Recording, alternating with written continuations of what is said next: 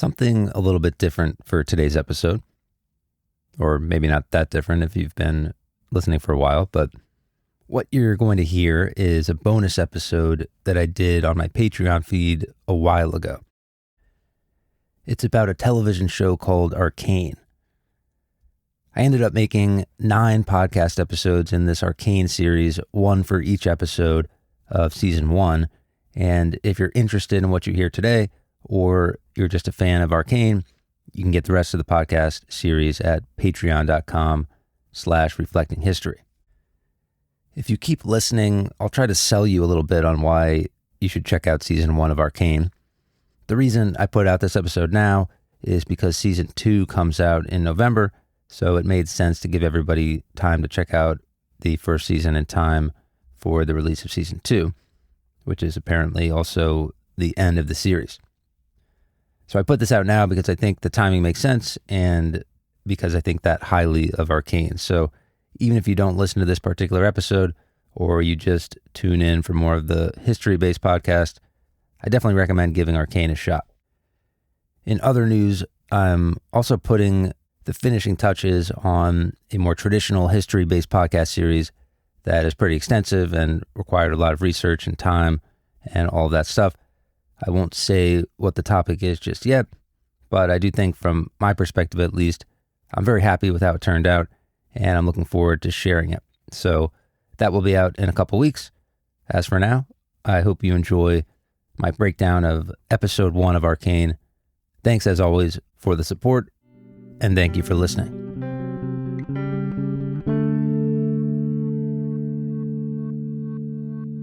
There's a famous saying that goes something along the lines of, you may be through with the past, but the past is not through with you.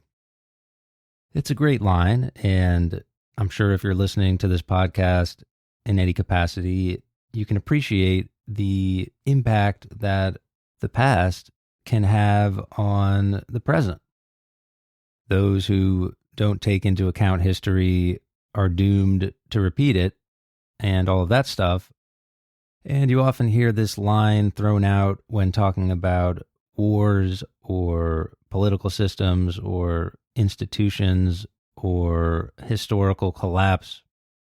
But it's also true on a personal level. In some ways, all we are is the accumulation of all the things that have happened to us. Our relationships, our past traumas, the environment around us as we grew up.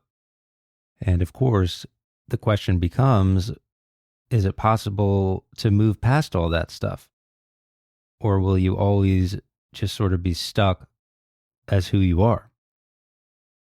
As I watched the television show Arcane, available on Netflix at the moment, I was totally blown away, first of all, by how good it is, but secondly, how well it sort of pulls off thinking and talking about these types of big picture questions. It's not really a history show, but one of the cool things about the show is that there's tons of history and philosophy and psychology and ethics and morality. But I think, interestingly, there's not a lot of moralizing. The show gives you the characters, it gives you the setting, it gives you the perspectives, and it allows you to slowly absorb the competing interests of all of these different things and ultimately decide for yourself what you think it means. Ultimately, it's a character-based show, and every character makes sense. Each character has their own history, their own motivations, their own web of relationships. And in a lot of ways, that's how the story and the plot gets driven forward, which I think is unique compared to most other television shows. I think if you mix all that together with just incredible music and atmosphere and voice acting and action and cinematography and all these things, I think it's a great show. Obviously, I'm recommending that you watch it.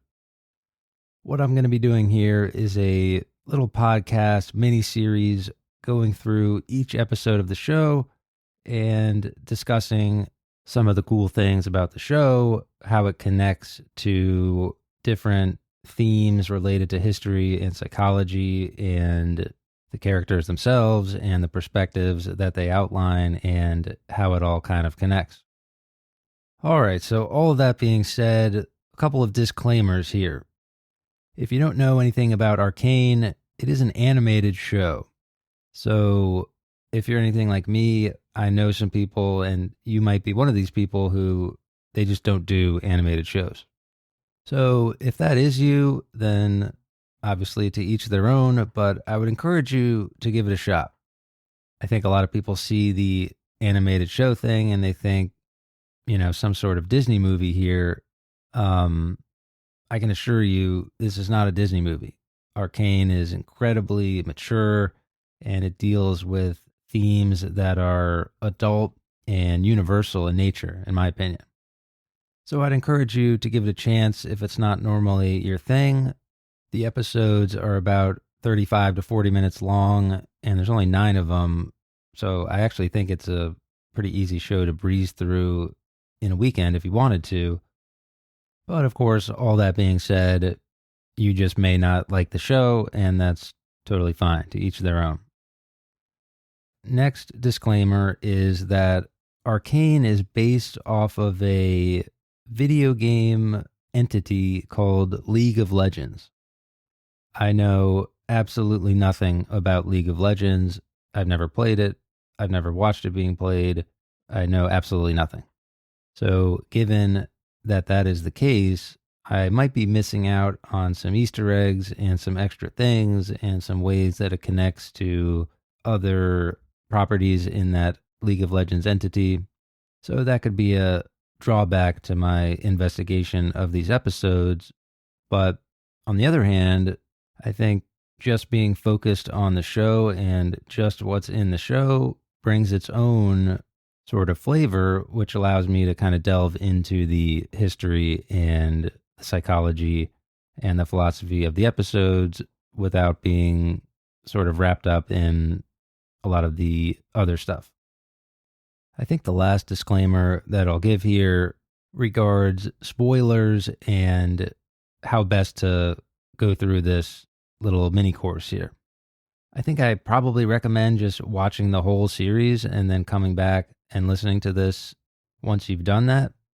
When I'm going through some of these episodes, I'm going to be referencing some degree of foreshadowing and ways that some of the themes of the episodes connect to future character arcs and future themes and future episodes. So in general, I recommend just watching the whole thing and then coming back and listening to these podcast episodes. But I don't think I'm going to give away any massive plot spoilers on an episode to episode basis. So if you wanted to listen to an episode right after having watched an episode, I don't think that would be the end of the world spoiler wise. Okay, so I think that's all I need to get out of the way up front. One last thing that I've been thinking about a lot recently, actually, and connects to the show, and I think I'll share with you is if somebody asked me, what is this show about? I think my answer would have changed after each of the couple times that I watched season 1 all the way through. But to me, this show is about how do we make the world a better place? How does reform happen? How does change happen? And how do we do all this given that we may be through with the past, but the past isn't through with us? So I think that's something to think about as you watch Arcane on a institutional level, on a political level, on a societal level, on a personal level. How do we turn this thing around and make this place better? Right off the bat, I think that it's worth discussing the opening scene of the first episode. For me, this hooked me in right away. And I was impressed with the story that was being told, but also how that story was being told. I think we're all probably used to watching those shows that spoon feed you everything.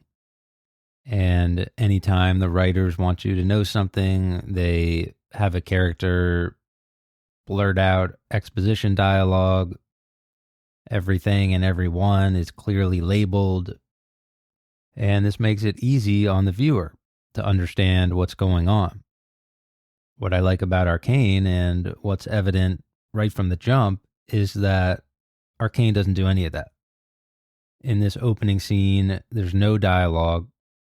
The storytelling is all done through actions and facial expressions and atmosphere and body language. And to me, when pulled off correctly, this allows the story to be a little bit more organic because that's the way it is in real life, right? Everybody is just sort of carrying around these things that happen to them and they're expressing that with their actions and their body language and the things that they do, the way that they behave. There is no exposition dialogue in real life. Now, anyway, we have what appears to be this aftermath of a battle or a skirmish or maybe the culmination of a long-standing resistance between these enforcers and the members of the underground. We get introduced to three of our main characters. We have Vi and Powder, who are the two young girls in the scene, and then Vander, the older guy who we later find out is sort of the ringleader of this underground resistance. During this opening scene and in the aftermath of this skirmish or battle, it's shown that Vi and Powder's mom is dead. So right away, we get an introduction to some of the themes and some of the character arcs that a lot of these characters are going to be dealing with as the show goes on. For Vi, obviously, she loses her mother, which is a significant source of her anger and her hatred towards the enforcers, which you can see from her facial expression as Vander's carrying her away from the scene. For Powder, you start to see the beginnings of her reliance on Vi. The hand-holding, the tears, the look of horror as she realizes what's happening here. We're starting to see the beginnings of this very complicated relationship between the two sisters.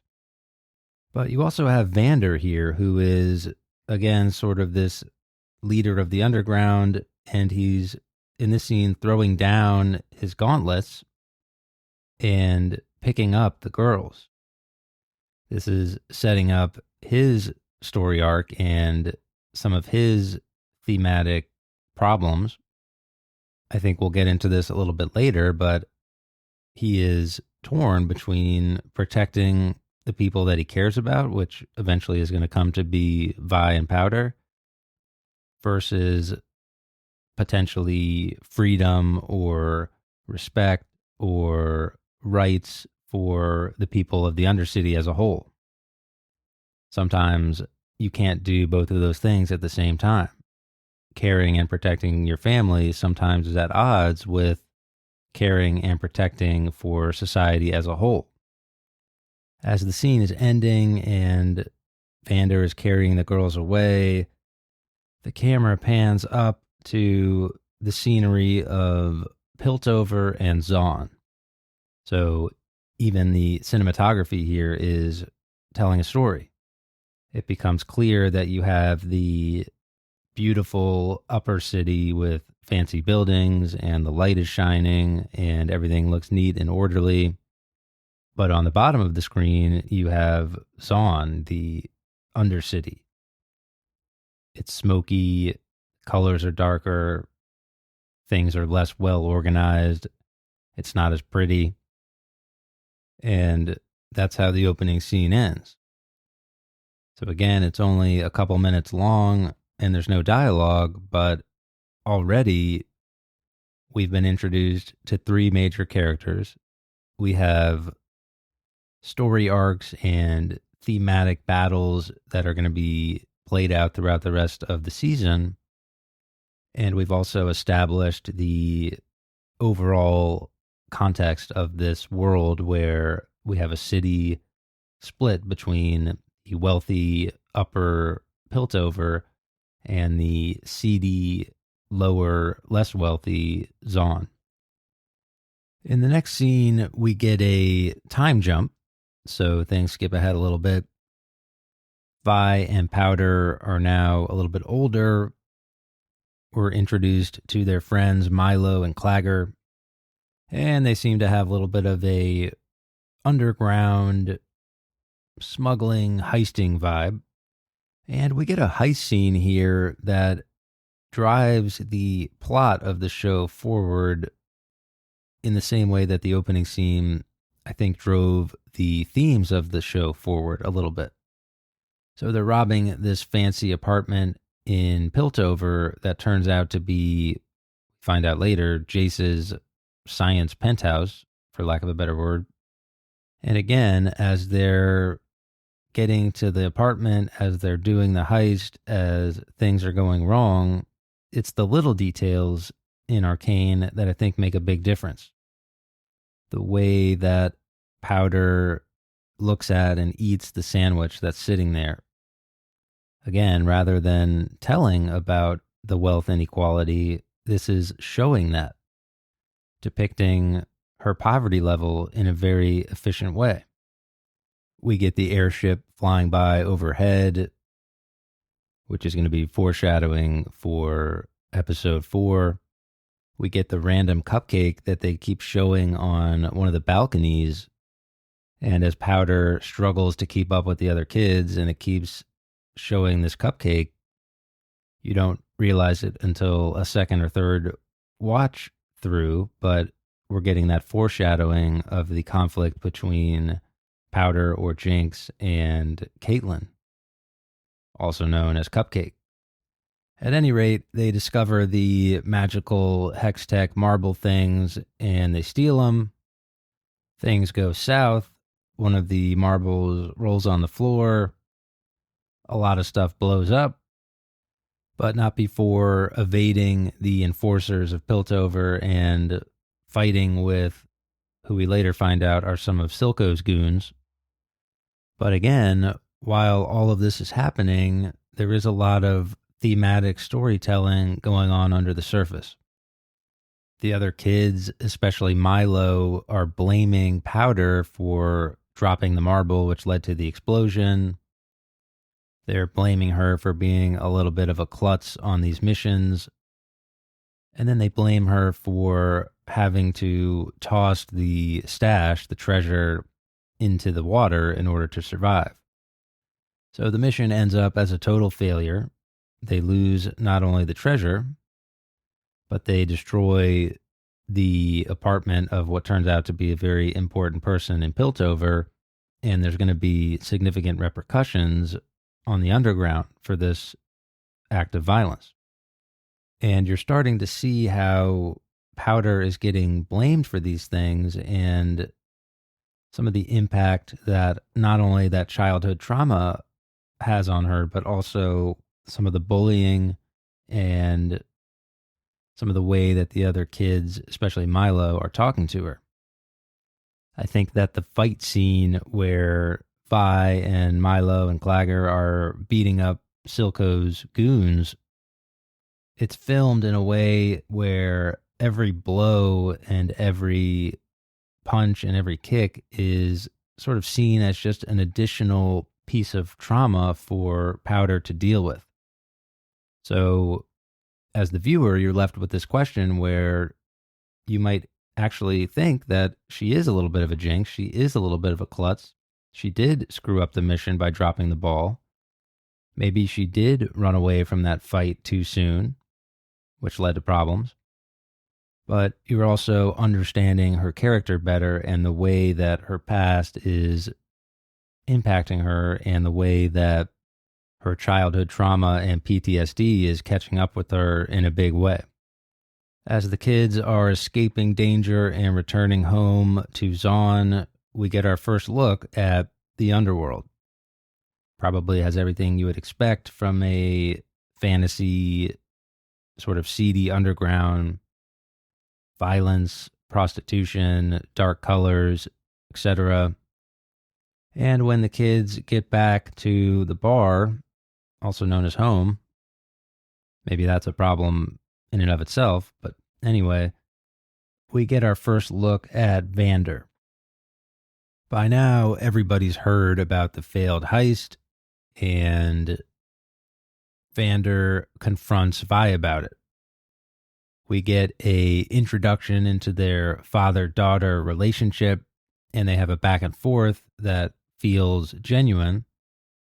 But Vander also is having this back and forth in his head. It's implied that he used to be a little bit more of a man of action. He was somebody, probably it's implied, willing to use violence in order to achieve noble goals, perhaps. But perhaps because of his new family, perhaps because of Vi and Powder, he's not willing to do that anymore. His first priority is now to protect them. So on the one hand, Vander might want revenge. He might want fairness. He might want justice. He might want to even out the scales. He might want to make things right against the people who have oppressed him and his people for so long. But of course, the rub is that what if this costs human lives to do, and is it worth it? Especially, is it worth it if it's your own family and the people that you love most who are going to be the victims? So Vander criticizes Vi for putting the other kids in danger as their leader on this sort of short-term thinking heist. And Vi criticizes him in the big picture for not being riskier and putting the underground in a better position against, again, the people that are oppressing them. Vander implies that there might be a cyclical nature to this violence. There might be a circular logic to using violence to get what you want, where he basically says, look, sometimes it feels good to get revenge or take action or feel like you're doing something, but sometimes all that does is lead to more problems. Later on, two enforcers play Vander and his friend a visit.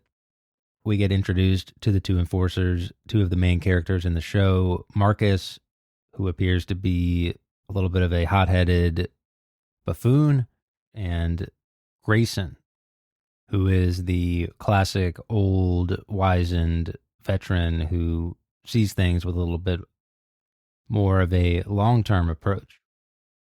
It's revealed that she has a deal with Vander where both sides sort of stay away from each other. There's no violence on either side, and neither side interferes with the other too much, and this will keep both sides happy for the moment, at least.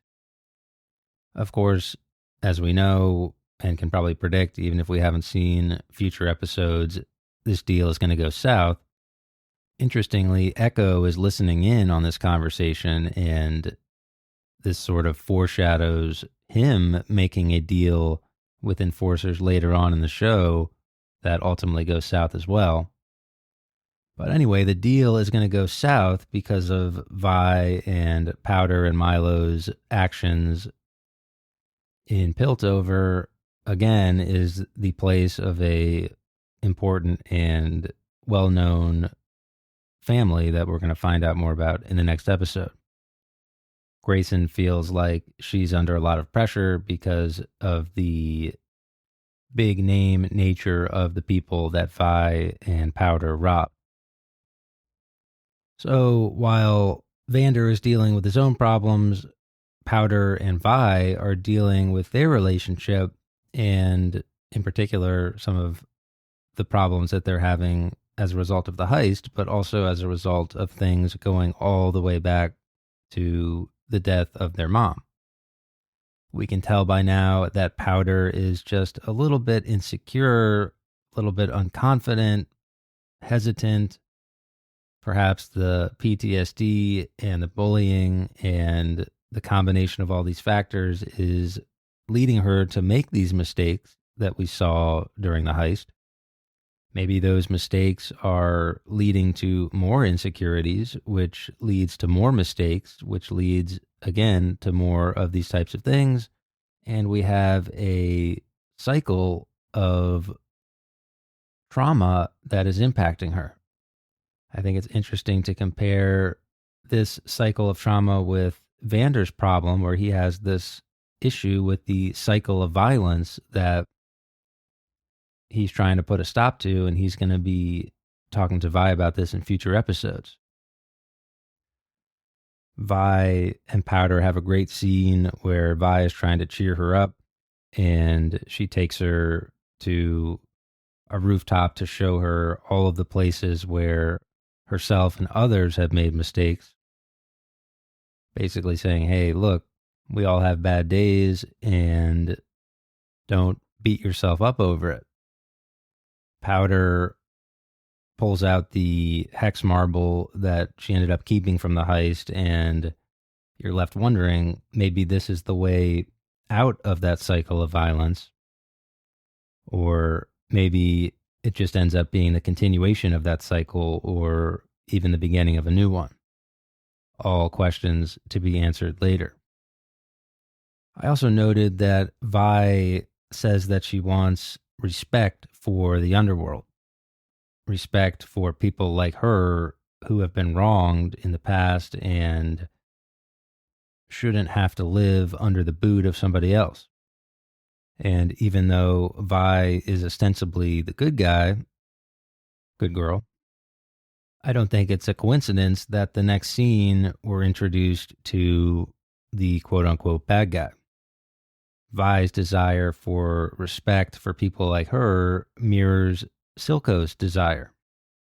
So we get a couple of Silco speeches. We get the mouse that drinks the shimmer concoction and then turns the tables on the cat. All of a sudden, the predator has become the prey, and the prey has become the predator. I think it's pretty clear that this is a metaphor for Piltover and Zaun and the wealth inequality and the dichotomy between those two places. And it also shows that Silco has his own perspective on this question of cyclical violence and justice and wealth inequality. And it's very clear that unlike Vander, he's willing to go to violent and dangerous lengths in order to get revenge, to get justice, to get respect.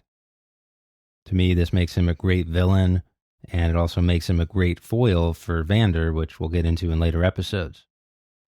After one episode, we've been introduced to some of the main characters, some of the themes that they're going to be struggling with, and some of the perspectives that they're bringing and the relationships that they have and how that's going to impact the big picture. We've looked at themes of cyclical history, violence, wealth inequality, the impact of past trauma on the present and the future, the nature of justice and forgiveness. And again, how do we make the world a better place? Vander has his view on that. Vi has her view on that. Silco has his view on that. You could probably throw Grayson and Marcus in there as well. And it's going to be interesting to see how those competing views, how those competing perspectives play out over the course of season 1.